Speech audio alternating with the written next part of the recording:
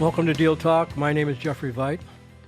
And let's talk about avoiding dealer tricks and buying smart so that you can save some real money when you purchase a car, truck, motorcycle, boat, motorhome. So you can make that all a better experience. I listened to Biden's State of the Union address. I'm sure you all did. It has a big effect on the automobile business, the economy. And I try to stay out of politics on this show unless it's going to affect my listeners. Things like ridiculous, terrible electric vehicles. And if there's one thing I know for sure from his speech, it's gas is going to go back up for a while. I noticed in Florida this week it's dropped a few more cents, but you're going to see it going back up because he doesn't have any more reserves of gas to bring the price down. He can't legally let any more of it go. So I thought it was a good idea. I got thinking about that, and I was thinking, well, what are people going to do about it, though? What are my listeners going to do? How's this going to affect them? Things you can do that'll actually help save gas. These are things you can do for sure. In fact, I made a little list.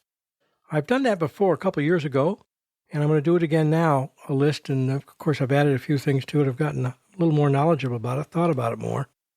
Most of these won't cost you anything, right? That's the point. I'm going to save any money on gas. If you pay $200 for a tune-up to get better gas mileage, it takes a lot of miles to make up to $200, much less get any advantage.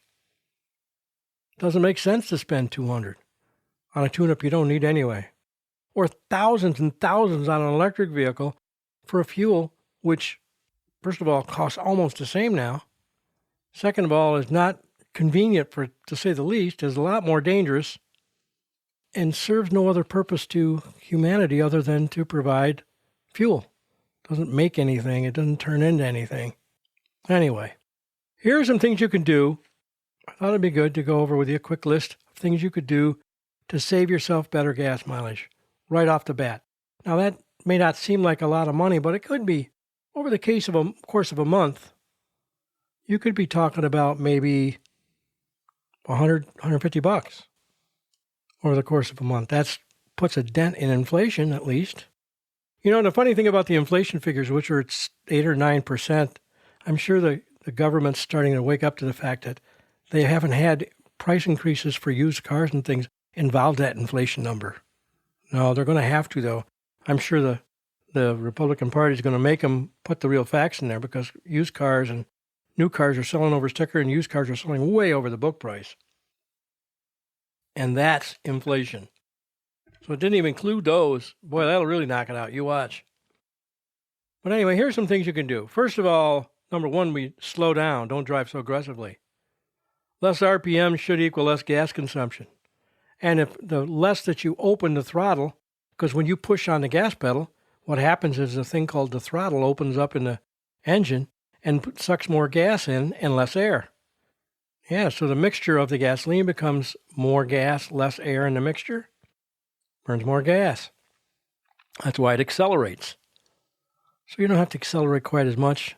You don't have to drive 60. You could drive 50 or 45 in areas where it's supposed to be 45 or 50. Maybe leave a minute or two earlier and just drive normal. Not to mention any tickets you might get. It'll save you that money too, but I'm talking about just on the gas mileage.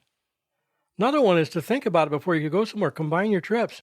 Do more things on the same errand route. Yeah, that'll save you some money. You know, if you're going to go to the post office, you're going to go to the bank, and you got to go to the grocery store, do it in one trip. Keep it running smooth. Now, I'm not talking about make sure it's tuned up to get better gas mileage. No. I'm talking about if it's not running right, you know it. It's skipping and bucking and smoking, get it fixed. Another one, number 4, I'd say, don't sit somewhere and idle. You go someplace you're sitting, shut it off. I haven't shut mine off at a long light. If I go to a light that I know is a long light, and there's lights, I'm sure in your town where you live, where there's lights that you know, that one's always 2 minutes, shut it off. Only takes a second. Or if you go to the store and somebody's running into the store, shut it off. All that costs gas. Another one, make sure your tires have the right amount of air in them. If your tires are low on air, they're harder for the car to rotate, which causes it to use horsepower to do that, which makes the gas mileage go down. So make sure you got enough air in the tires. Get a card for gas that has a discount. Like on my mobile Exxon card, and knocks off 11 cents a gallon because I use their card. And their gas is already competitive. Check, you'll see along the road. It's very competitive. It's not as cheap as maybe maybe Wawa's gas, but with a discount it is. If it's convenient, you can mix saving gas with exercise. Walk someplace. If you can, don't pull up in the parking lot of a big outdoor mall and go to one store and then get back in your car and drive to the other side of the mall and get out and go do something else. No, walk over. Save yourself some, a little bit here, a little bit there. One thing I've learned in my time, and this doesn't just apply to gas mileage, applies to everything, is I've learned that a little plus a little plus a little equals a lot. And that's what you can do for yourself. Here's number 8. In the city, think about using public transportation. If you're in the city and it's convenient, hop the bus, It's 25 cents, I think, to get on the bus. Good idea to do that once in a while anyway, just see what's going on, but that's an idea. Carpool is another one. That's something that just makes sense. If you work at a place where there's a lot of people, find out who lives near you and start carpooling. Yeah, you drive a couple of days and they drive a couple of days, and all of a sudden your cost for gas going back and forth to work is cut in half. That can save you a bundle. Clean the air filter with an air hose every month. Better airflow promotes better gas mileage, no question about it. Look it up on YouTube. There's nothing to it. It's really simple. Just an air hose for that. In fact, in my case, my air compressor is bad. I couldn't justify buying another one. So I put the hose on the vacuum cleaner the other direction, and I run that through my air filter, and then I put that back in the car, and it works fine. Because it's quite strong air coming out of the vacuum cleaner when you hook your hose up on the other end. The blowout. And you'll see there's no dirt coming out there. It doesn't cause dirt to get in there. It'll blow out your air filter, and it's really worth doing once a month. Number 11, you can use lower price fuel, right? As long as the manufacturer does not require high test. If you look at the owner's manual, if it doesn't say high test gasoline required, it just recommends it, run the lower fuel. Won't hurt your car at all. You'll never notice any difference. It'd be very, very unusual for you to notice it. Maybe out on a throughway on a long trip, you might not have quite as much power passing, maybe. Not even then. I'm not sure you'd notice it at all. But if it's not required, stop buying a high-test gas. If you don't need the air conditioner, shut it off. A lot of people don't realize that if they don't shut the air conditioner off on these new cars, it's still running. It just monitors this air inside to make sure it stays at a particular temperature, but it's still turning that pump. So if you're not using the air conditioner, shut it off. That'll help with fuel consumption. No question about it. 13, drive with the windows up if it's comfortable. Less resistance. A lot of people I see driving around town on those middle days, those days when it's not hot, it's not cold, they got their windows down. And I can understand it. It's kind of nice to have a day where the weather takes care of itself, but when you have more resistance from air, it requires more gas mileage. So if you want to save on gas, roll the windows up. Another one sounds like it's just trivial, but it really might not be. Take any excess weight out of the vehicle. If your trunk's loaded, unload it. That's not going to make much difference, 20, 30 pounds, but 100 pounds, 75 pounds, that makes a difference. Again, none of these things are going to save you a lot of money, but you put them all together, could be a lot of money. Like I said about combining your errands, one great way is doing things on the way home from work. And I've always done that. Think about when I go home from work, what do I need to stop and get? What I got to do? And the things I would do, like going to the bank, I could do that on the way home or the grocery store or whatever. Rather than going home, figuring out what I need and then going back out, just check it before you go in the morning. Get an idea. Stop on the way home from work. Save you a lot of trips. Look at gas prices wherever you travel. If you got a route you drive every day, check the gas prices on the gas stations. You may find out there's a guy selling gas 15, 20 cents a gallon less. And if you don't have a card like I do, go there. Who's to say 20 cents a gallon? Let's say you burn 3 gallons of gas a day. That's 60 cents a day. Okay, let's say you burn 2 gallons a day. That's 40 cents a day. Times 5 days a week, that's $2, right? That's $10 in a month. But that's just one thing. Another one that a lot of us do, and you need to stop doing, don't put that extra squirt of gas when the pump stops during a fill-up. When you're filling it up and all of a sudden it clicks and stops, don't squirt it full of gas. That extra shot of gas normally evaporates. It gets past that tunnel, and then it just evaporates. Don't do that. You're wasting your money. Don't hit that extra shot of gas. When you first start out for the day, allow the vehicle to warm up for 30 to 60 seconds. Now, you might say, well, that's sitting and idling. Oh, it's not. I'll tell you why. The engine choke is on when you first start a vehicle. It chokes out the air so that the engine gets enough gas so that it can get itself warmed up through engine running speed, and then the choke will open up automatically. It's called an automatic choke. All vehicles have one. It's on at first. The choke closes. What it does is increases the fuel-to-air mixture, which burns more gas. And that really increases fuel consumption. So give it 30 seconds to warm up, 30, 45 seconds. I'll guarantee you get better gas mileage. Guarantee you'll notice that in a week. Yep, and I don't care. It's not just the North. Any vehicle, especially in the North, but any vehicle, any part of the country, the engine's got to warm up for the day. Now, when you get out of work and you go back out, you could still do it. It's not quite as important. It'll warm up much quicker because it's already been run that day. But in the morning when you leave after being off all night for 8 or 10 hours, or 12 hours, do that. It'll improve your gas mileage. Last on the list, that's 18 so far. Number 19 is a little bit more abstract. What about a motorcycle? Yes, a motorcycle. What about driving a motorcycle for a while? Huh? That's something to think about, isn't it? They're kind of fun. They kind of add a hobby to saving gas. They get way better gas mileage than a car, way better. So it might be something fun or something to think about. But I know for a long time when I worked for Harley, I rode a bike to work. And it was not only fun and part of my job, obviously, but it did save me a lot of money in gas because I drove quite a ways to go to work. I think it was like 20 miles away. So I drove 40 miles a day. And it was just more fun. It was more entertaining, and I got better gas mileage. Yes, coming up is Bike Week, celebrating Daytona.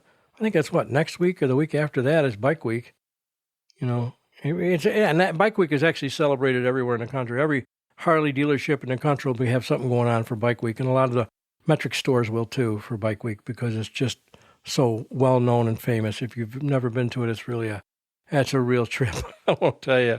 It's something unusual to say the least, but bikes get superb gas mileage. There's no question about it. So if you like the podcast, please take a couple of minutes and do a review on iTunes or Google Play or iHeartRadio or Spotify or wherever you hear it. But if you've already done a review, thanks. But play it forward. Those of you that haven't done a review, take the time to do it. It only takes a few minutes, and it's really important to me. Don't forget to tell your friends and relatives about the podcast. They'll save money. And guess what? When that happens, you tell somebody about the podcast and they save some money, they don't really think of thanking me. They thank you because you told them. That's what happens, right? You turn into a hero.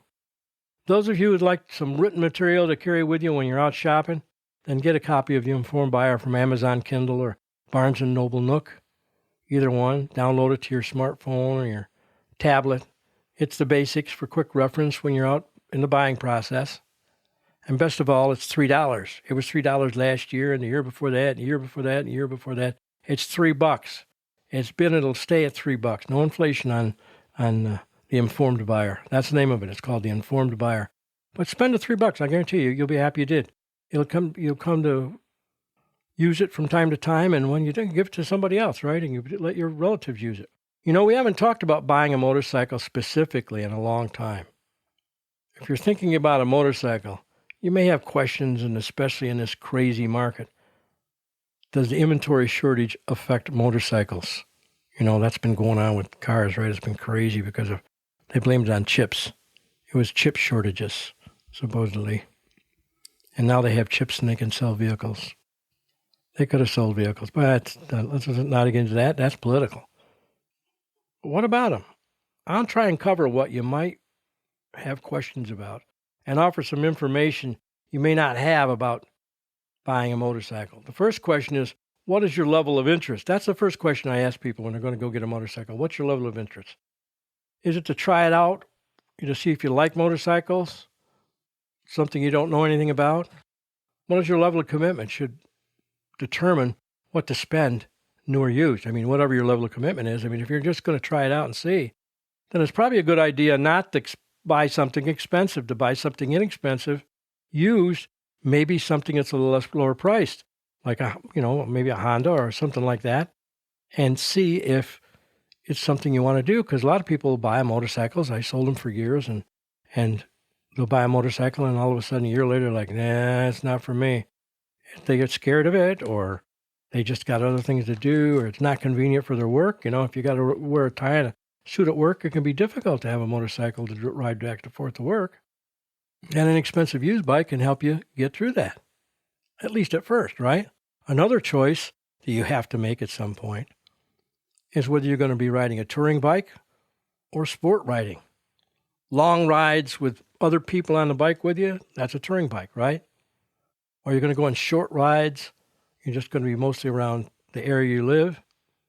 Or what kind of rider culturally are you? Are you going to be doing what I would call performance riding, like the sport bikes, metrics? Or are you going to be doing something more like the Harley where you're riding upright? Do you want to be leaning over when you ride? Do you want to be leaning, that leaning over is a different riding position. It's not as much, how would you call it? It's for a faster, sleeker ride. It's not as much about touring and just enjoying the ride. And then you got to decide, do you like being up, or you want a low center of gravity? Are you worried about holding up, right? What type of suspension? How sturdy are you? How good are you at it before you start riding? You'll notice on a lot of Harleys, for instance, you can get a big fat front tire, or you can get a bike that has a thinner front tire. Well, obviously the difference is stability. If you're like, those bridges that are like made out of like nets, it seems like, of steel. It's like a mesh sort of like, and you drive across it and it's wiggling around. Or you live in an area where there's a lot of potholes in the roads, Do you need something with a big fat tire that's sturdier? That culture? And that's another good one to ask. What about the culture? Are you looking to get a culture? Is that big to you or not? I mean, when you buy a Harley Davidson, there's a lot more to buying a Harley Davidson than just riding a bike. You're buying the culture, no question about it. No other product that I'm aware of, person doesn't climb the name of the company in their arm, or, I don't see Ford Motor Company paying thousands to Apple, put Apple on their truck. No, they did to Harley Davidson, though, millions to be able to use that name on their trucks. And are you looking for that kind of culture, or are you looking for something where you're just going to ride? I don't care about culture. You want to ride sport bike riding. You're going to be metrics. You're just going to be driving, around an area where there's a lot of curvy roads and that sort of stuff. Is that kind of thing you're looking for? Well, then that's a different sort of bike. Dealing has the same thing. There are differences in the way you deal, but the methods that you actually use to negotiate the deal are about the same as any other deal talk vehicle. But when you're dealing on a motorcycle, it's liable to be a lot less customer friendly. Metrics often have a more sporty type of bike, just speed and handling. And the Harleys, like I said, are more of a culture that you're getting into. But it's not going to be like buying a new Honda. It's not the same atmosphere as that. Or new Honda car, or a new Toyota car or something. It's different. If you're going to follow due diligence, you're going to need to know exactly how the bike you're looking at is equipped, and not just the model name. There's no MSRP labels on motorcycles. There is an MSRP. All companies have a manufacturer's suggested retail price, but none of them really publish it. Harley Davidson used to put it on their brochures. I don't know if they still do, but you can go to all the websites and look at the MSRPs, but that doesn't mean that's what the dealer's selling them for.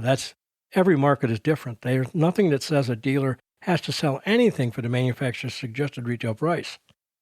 They can charge over, under, whatever they want. It's up to them. It's free enterprise. But in order to compare, in order to get the due diligence done, you need to know, for instance, if you're looking at a Honda Shadow, you can't just say, I'm looking at a Honda Shadow. With what? There's other options, and you got to write down exactly what it's got so you can do your due diligence. The hot models, even though identical, can vary by a big chunk. You can have one dealer to another, it might be a big difference. You just want to know the CPI, complete payment information, if you're financing it, or the OTD, the out the door. Never mind their reasons. But to give you an example, in Orlando, there are probably 6 or 7 Harley stores within 30 minutes of each other, 30, 45 minutes. Most are not owned by the same people, but one guy does own, I think, 3 of them. And there's separate owners for the other 3 or 4. But the price from one place to the other can be significantly different. Or it can be the same and be fooled because they have dealer fees, like the big dealer in Metro Orlando has a dealer fee, right? And setup fees that they charge, which comes to about $1,100. So comparing MSRP, even if you had a dealer set up MSRP, that dealer is going to be $1,100 more than everybody else because of what he charges, unless you find another dealer that charges that stuff. Some dealers don't charge any of that stuff.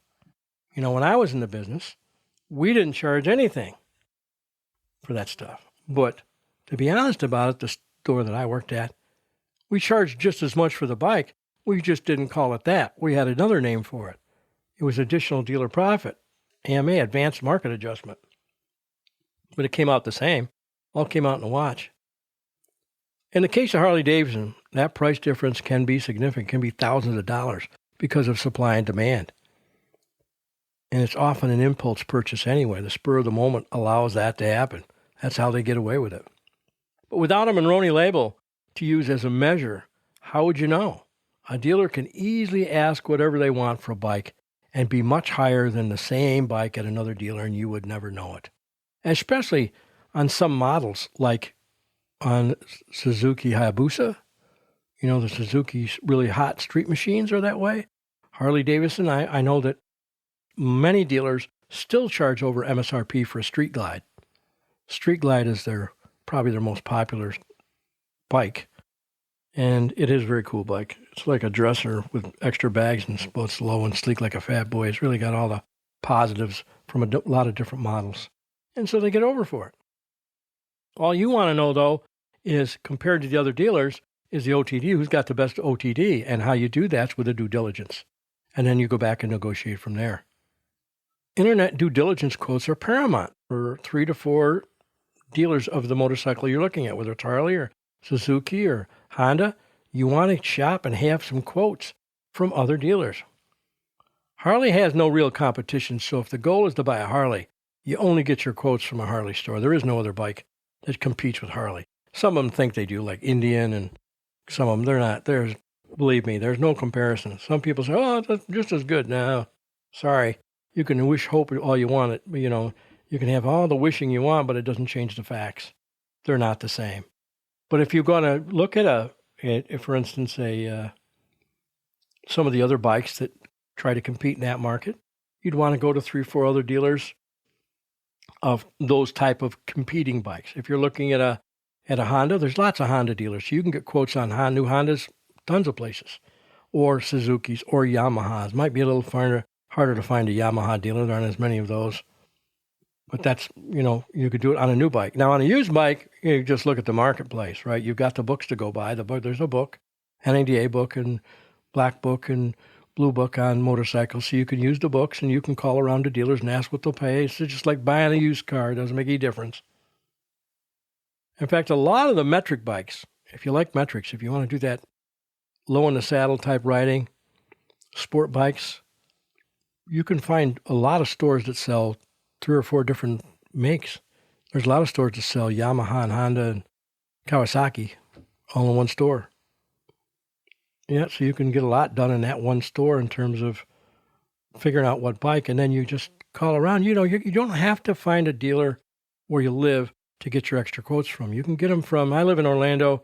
It's 150, 200 miles to Miami. I still could get price of quotes from Miami because you can buy a motorcycle any place and get it serviced where you live. That's part of the factory agreement. And they're all money hungry anyway. They're going to do it anyway because they want the money from servicing. There's not as much free stuff on a motorcycle. It's like buying a toy like a snowmobile or a Ski-Doo or something like that. It doesn't have the same built-in maintenance that you get with an Audi or a Mercedes or even a Toyota or whatever. There's none of that. I worked for Harley-Davidson 8 or 9 years, and bikes often sold for thousands more than Harley recommended.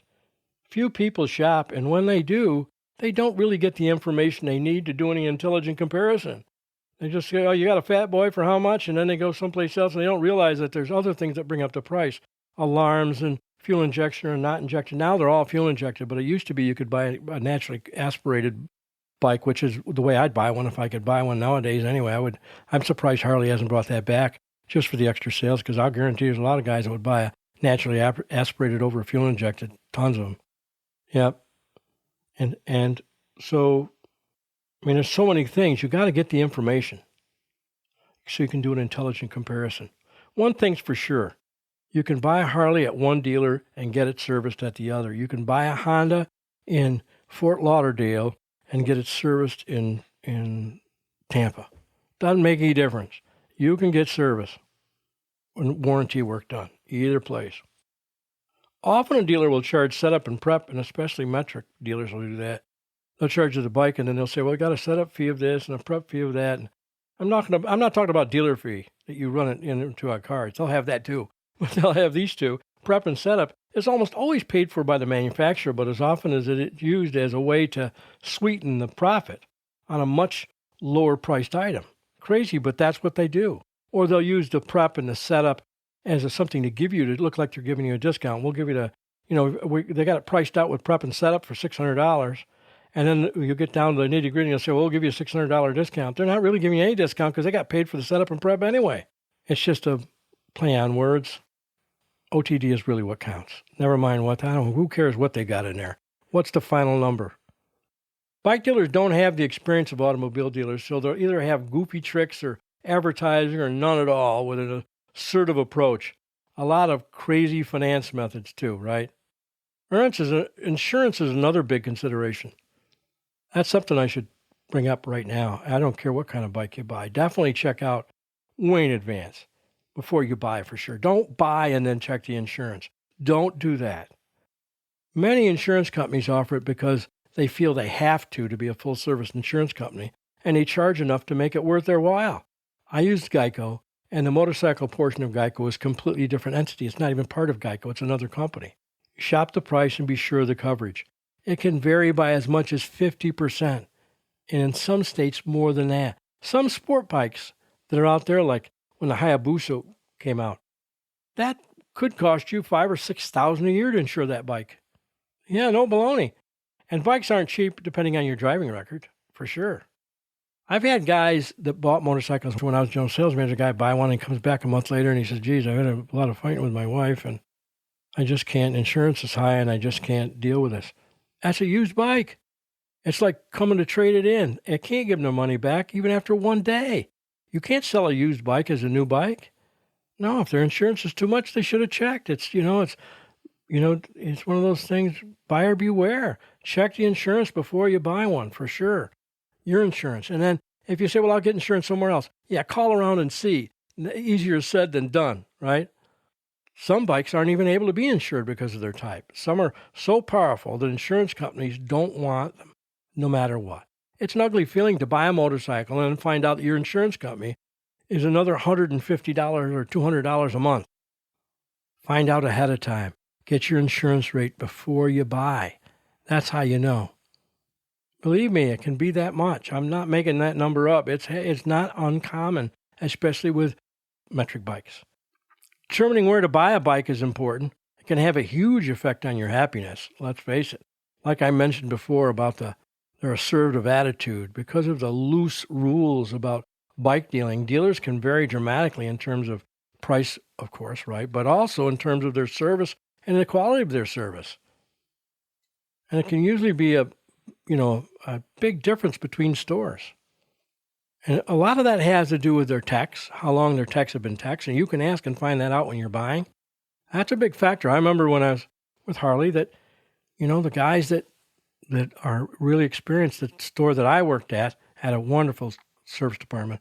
All the guys were very experienced, and when a customer brought their vehicle in, it got fixed. There was very little ever come back. It was really a super, super service department, which made it very easy, or much easier to sell them because you had the backup of a great service department. But I also know service departments where I live in Central Florida that are terrible, unbelievably bad, yet they're still doing the business. And that's because mechanics, technicians are not technicians. Automobile technicians are not motorcycle technicians. You'd think they're the same because they run on gas, but they have nothing to do with each other.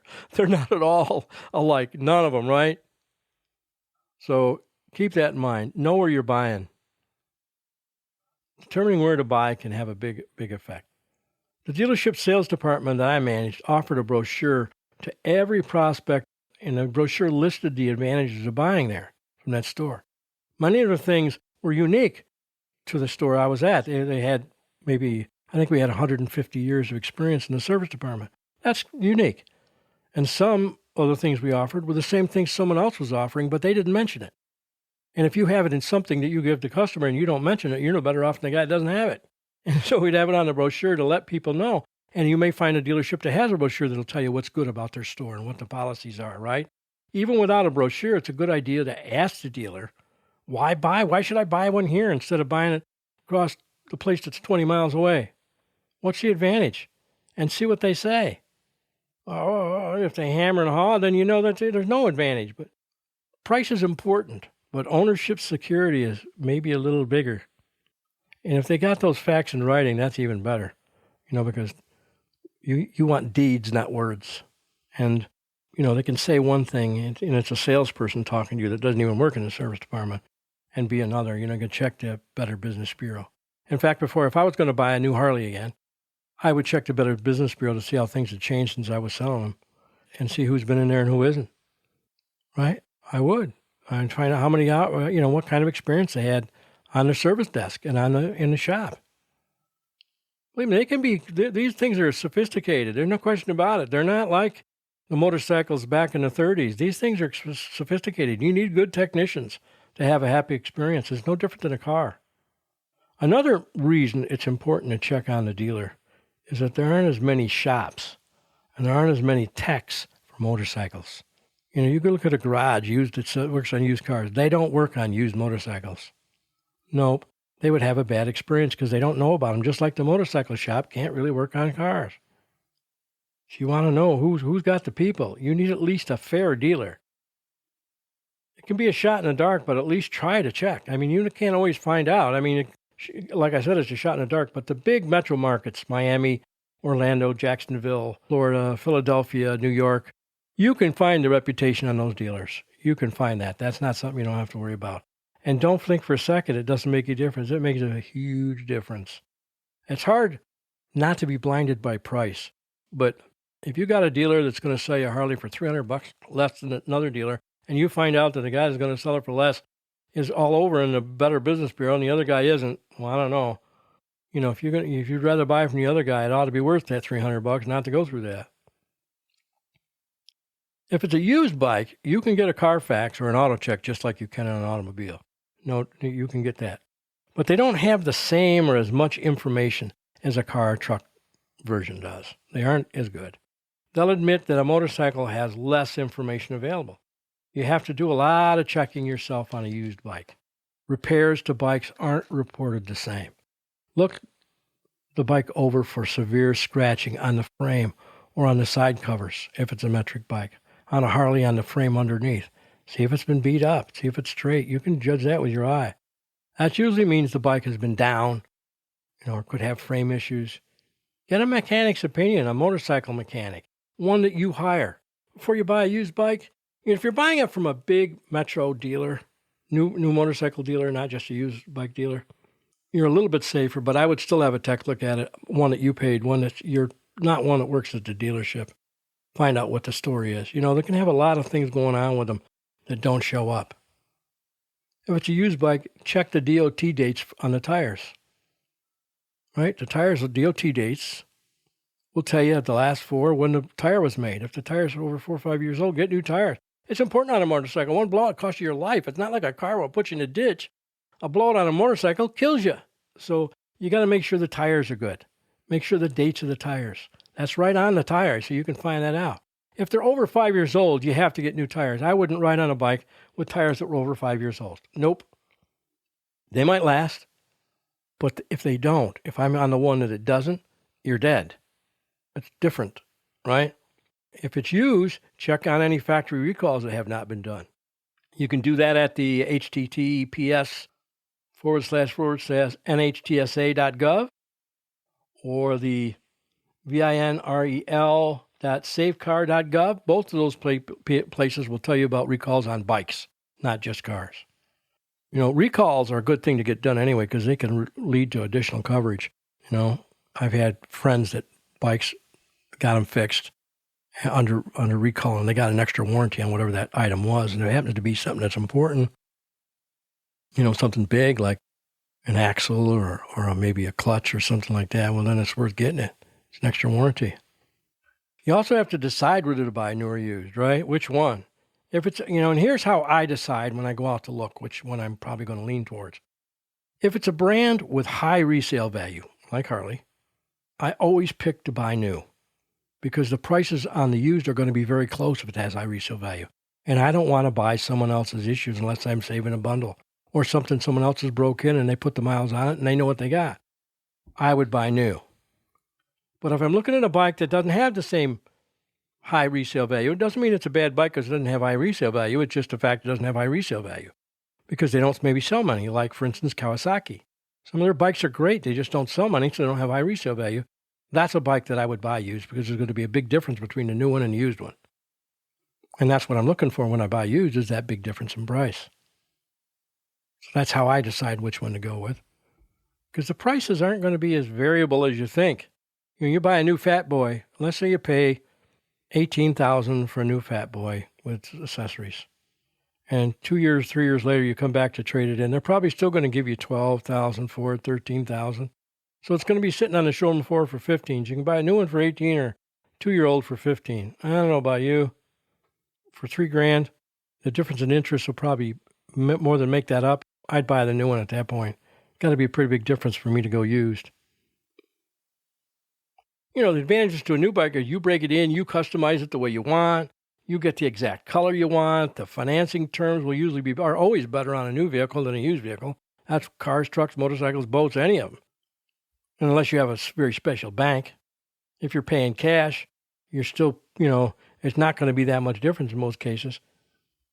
And you can usually include any custom things you want to do on a new bike in the financing. So if let's say you're getting 5% on a brand new Harley, you buy $2,000 or $3,000 worth of accessories, you can finance them in with the bike. Now you got a big savings and a lower payment on that $3,000 that would have actually come out of a credit card or your pocket. So there's other advantages to that new bike, no question about it. I always lean towards a new bike. The advantages to a used bike are pretty simple. You spend less, and a lot of times options are already on the vehicle, have a lesser effect to the price. So a lot of things you would do on a Harley, let's say you did $3,000 worth of accessories on a Harley. When you get it on a used bike, those same accessories are only going to be about $1,500 of the price. Usually I'd say about 50%, right? If you like the same combination. The thing you run into for people is that a lot of times you wouldn't do things exactly the way somebody else did it. You wanted a different look or whatever, so that's something to think about. You do save some money on the accessories. They can end up being, if you find the right bike, it can end up being exceptional value used because you can find a ton of accessories for a lot less. My last one I bought used, I bought a Fat Boy used that had about $8,000 worth of accessories on it. And I only paid about $2,500 for the accessories added to the price it was worth. Guy was looking to sell it and get out of it, and that's what he wanted for it, and then I bought it. But he ended up taking a beating on the accessories. Just because I think it had to do with them selling fast. But you never get the money back from accessories. I don't care what you're buying. I don't care what it is. Whether it's a car, truck, or motorcycle, a boat, accessories are something you buy. It's just part of the membership fee. That's how I look at it. It's kind of a membership fee to get those accessories because you're not going to get much back from them. That's for sure. That's why I always tell people if you're buying a new bike, keep the accessories. Don't give the old stuff away. When you go to sell it, it's going to be worth more if you've got the old stuff with it, even though the people will never end up using the old stuff. Just the fact that it's there tells them that you were the original buyer. It's like a testimonial. So it's a good idea if you're going to get a bunch of stuff done, keep the old stuff. Get your parts back, always. Always keep the old parts, always. You also want to plan on other expenses when you're going to get a motorcycle. Helmets, jackets, gloves. Always tell people to ride with a helmet. I know how people think, oh, no, I'm going to be a tough guy. They drive around. I see them around town, driving around with a helmet on. They won't be tough when they go down. All the toughness will be gone in a real hurry. Because you can go down on a motorcycle And you can live. You can get beat up pretty bad and live. I'm a testimony to that. You can get up pretty bad and live. But you know what? You hit your head once, just one time. That could be the end of it. Your head's different. Always wear a helmet. I don't care what anybody tells you. I don't care what everybody. I'm trying to act like Mr. Tough Guy. Yeah. Tell me about Mr. Tough Guy when you're laying in the hospital. There are no Mr. Tough Guys there. So anyway, wear a helmet, wear gloves, jacket. Maybe those aren't as important. Skin grows back. One accessory I usually don't get on a car, but I do get on a motorcycle is an extended warranty. And the reason why I recommend you get a extended warranty on a bike is with less shops to do the service work to begin with, and less knowledgeable technicians available, the extended warranty is kind of like a necessary evil. I mean, it's money for sure, but in most cases, you can't do the work yourself. And so I would bite the bullet and buy an extended service plan, aka warranty. The only difference is that if I was buying a new Honda, the warranty would have to be from Honda. I'm not interested in some outside company just because the dealer makes more money. Nope. I want the manufacturer of the bike. So if I buy a Harley from a Honda dealer used, I'd want them to go get me the warranty from Harley. And they can do that. Don't let them pull your leg. They can't do that. They can do that. Or you can buy it and go over and get it after you buy it. But you always want the factory warranty because they got more skin in the game and you're going to get taken care of way better. For the factory, you're the customer. For the warranty company that's not factory, the dealer's the customer. So that's a whole different way to look at it. But always buy that warranty. Always. Yep. One last thought is resale. Take care of your bike, and all the major makes have decent resale value, not just Harley. Sometimes you can buy a bike, have it for 3 years and keep it, and your cost of ownership is less than 25% or thereabouts. Probably even less than that. Harley is for sure less than that. The resale on a Harley might be one of the best values on any motor vehicle in the world of any kind. And I'm talking about resale value versus vehicles like Ferrari, I don't care, Porsche, whatever, I don't care what it is. Harley Davidson, it's tough to beat. I've seen Harley Davidsons sell used, customized, for the same money they sold for new, sometimes more. Yep, no baloney, because old supply and demand is such a big factor. Suzuki models can be like that too. Some of them not quite that good, but pretty doggone good. The total cost of ownership can be very low, and others can be very high. Here's something we haven't talked about today. What about electric bikes? Everybody's starting to have some, right? Let me tell you about electric bikes. I know a little bit about climate change, global warming, which is absolute bull. Tons of scientists are beginning to come out with it. Go online and listen to Eric Epstein. He's a guy that knows what's going on. He just had a talk with Congress and made him look like a bunch of blithering idiots. And because they are when it comes to that. They just know. No one knows the facts. They just know that it's got to be something causing it. It's got to be gas. Gas cars don't cause climate change. Nope. Right? We need to come up with a new name for it. It's called Mother Nature change or something, but it's got nothing to do with it. But it's not going to make any difference. And getting rid of fossil fuel it's a huge mistake for the country. Electric pays for moving something. Doesn't do anything behind that. Gas vehicles or fossil fuel builds tons of things. 90% of the things you touch every day are built out of fossil fuel, or fossil fuel plays a part in their build. 90%. Yeah, no baloney. But as far as electric vehicles, just like cars and trucks, they cost way more than they should. They're incredibly inconvenient. And on many of the bikes, what about the rumble that you get with a motorcycle? No, you're done on that. That's a big part of Harley ownership. It was such a big part that they patented it. It's just not the same. Climate change is a bunch of bullshit. And I know that a lot of people are going to tell me, oh, how do you know? You're not a scientist, But no, I've read so much about it that my eyes are sore. And it's so much of baloney. It's unbelievable. It's not true. And how you find that out is when you read the people that are actual scientists, the ones that are the scientists doing the research. When you read them, you'll see that I'm right. But anyway, in terms of electric vehicle, here's the biggest problem with an electric vehicle. Let's say you bought one and you liked it. You liked it because it was quiet and you didn't care about rumble and you liked it and you're riding an electric bike. When you go to get rid of it, all this resale stuff we talked about, you can forget any of it. There's not going to be resale value on an electric vehicle. It's kind of like years ago when Harley came out with a bike called the V-Rod. Now, the V-Rod wasn't electric. It was just an unusual look for Harley. Water-cooled, which no Harley had ever been water-cooled before then. It was sleek, sort of a competition to metric bikes. They were the word, when you look up the word dog in a dictionary, there was a picture of a V-Rod right next to it because you couldn't give them away. Now, they sell a little better now because the public's become used to them, but look how long it took, 10 years, and they still aren't great. They still aren't a great selling Harley.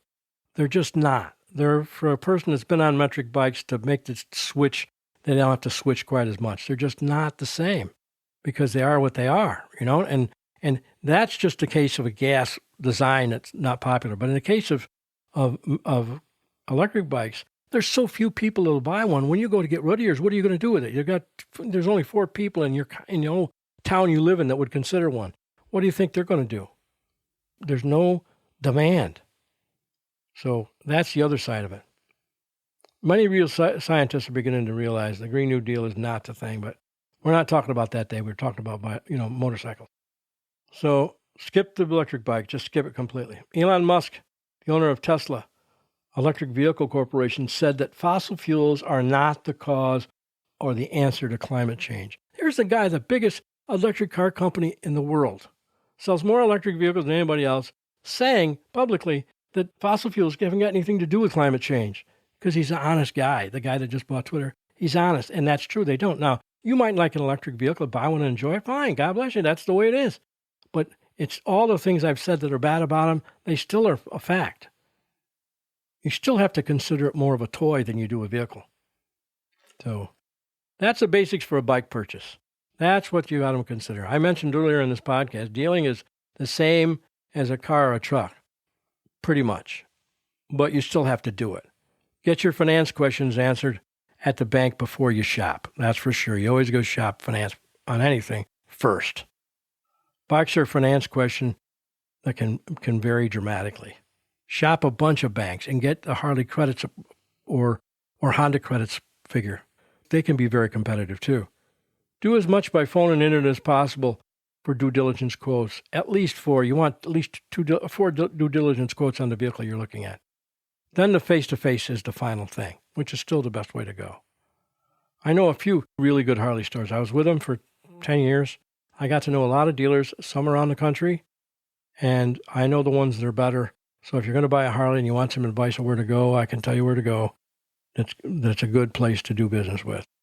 Now, you might think, I don't know, it's a Harley, they're all good, aren't they? No, they're not. I'll tell you right now, they are not. But anyway, if you want an email and ask, I'll tell you. If you don't, then don't worry about it. Just go out and get one on your own because they're a great product. They can save you some gas mileage. We talked about it in the beginning. That was number 19 on our list for gas mileage, was getting yourself a motorcycle to ride. Now, it's hard to justify just buying a motorcycle long enough until gas goes back down, and then you just paid, $5,000 or $6,000 for a used motorcycle to save $1,000 in gas. That doesn't make any sense. So I was talking about getting one to drive for good, because in some parts of the country, you don't need another vehicle. You can ride just a motorcycle. Anyway, enough said. That's motorcycle buying. That's Deal Talk for this week. If you have a question or request or even a comment, please call or email me. Callers, dial 407-801-4071. That's 407-801-4071, or email dealtalkpodcast@gmail.com. That's dealtalkpodcast@gmail.com. Please don't forget to do a review and do yourself a favor by getting a copy of The Informed Buyer from Amazon or Nook. Do it. It's $3. Do it. Like I mentioned before, tell your friends and relatives. They'll say big and they'll thank you. Believe me, they will thank you. They'll say, I guarantee you, no one ever listens to podcasts. I haven't had one person listen to podcasts that tell me he didn't save any money, didn't learn something from it. Some learn more than others, sure. But if you learn something, it's still worth it, right? The Informed Buyer is only $3. However I can help you, contact me and you'll hear from me. Everybody hears from me that contacts me. Every single person. Nobody gets left. Everybody hears from me. And remember, every payment you get should be CPI, complete payment information, amount, months, rate, any required down payment, how many miles, if it's a lease, how many miles a year they're allowing for, all those things, all the terms. Every time they quote you a payment, you get that every single time. And every price you get, if you're paying cash, you're doing your own financing, when you get a price, make sure it's all in on a motorcycle too. Every single cost to buy the vehicle. If they got some goofy prep or that they're talking about, or dealer fee or tag or whatever, or anything that's required, I don't care what it is, any dealer options, every single cost in that number, so you can find out what the total bottom line is, the OTD, out the door.